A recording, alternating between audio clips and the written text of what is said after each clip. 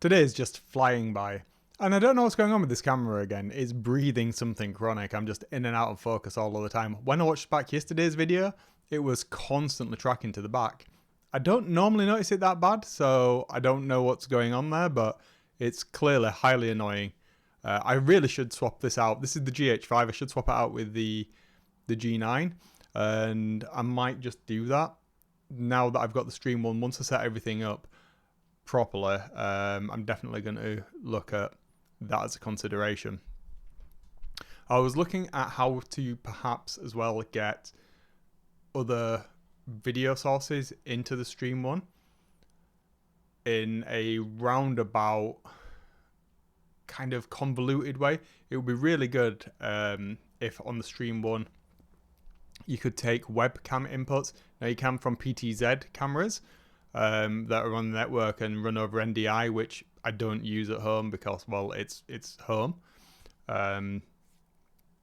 If I had more money to invest in things and was looking at doing that as a way to kind of like really go OTT, I would definitely probably look at what am I even talking about? Can I even English, Wayne? Some people would say that no, I can't. Certainly from earlier in the week. Anyway, I'm not going to go on about how eloquent I may or may not be in how I speak. So what I was going to say is if I was going to put some more money and effort into it, I would look at something like the Rodecaster Pro that does have support for certain webcams.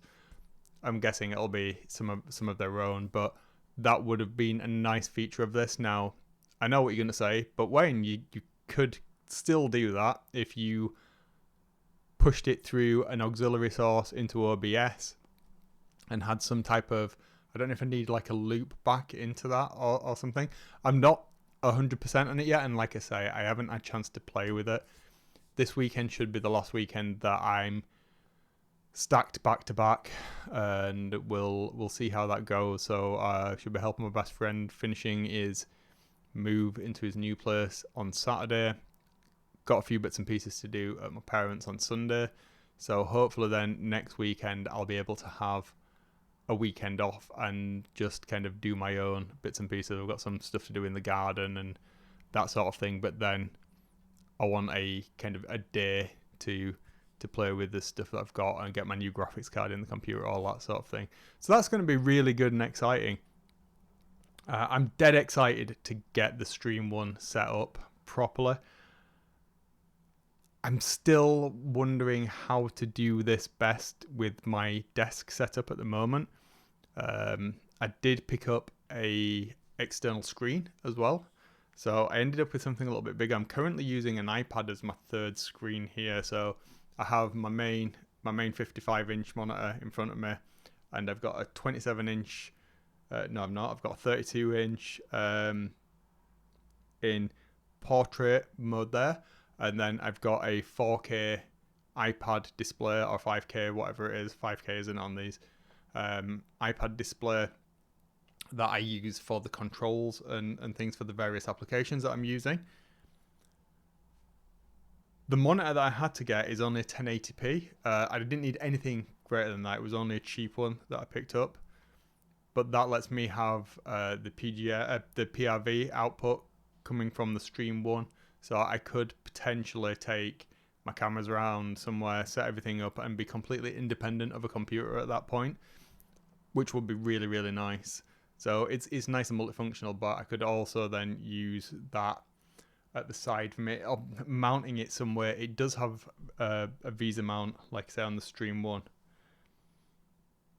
Yeah, this thing, I want to get the monitor on the wall, and that would free up the desk space in front of me. I don't want my desk cluttered, and at the moment, it's cluttered. It's really cluttered, and there's just no need for this amount of clutter in my space.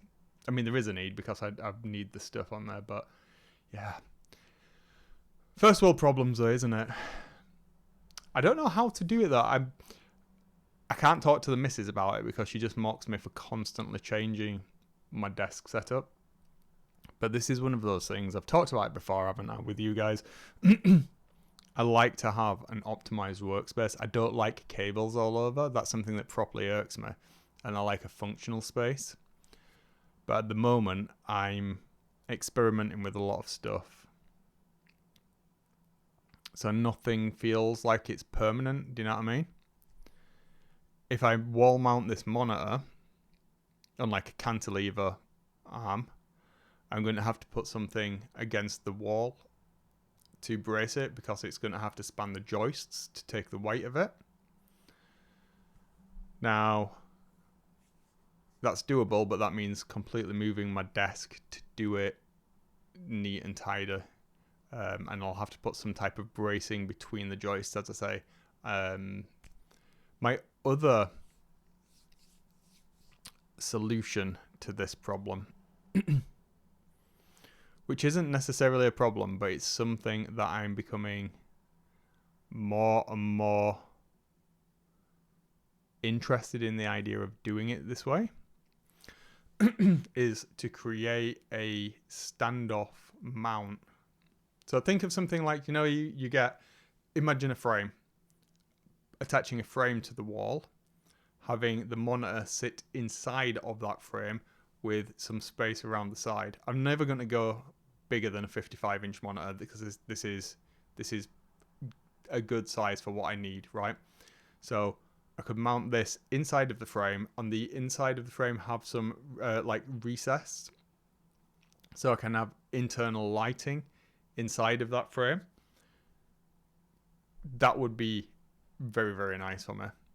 Kind of gets rid of the starkness in it. It looks aesthetically pleasing, which would be good for me.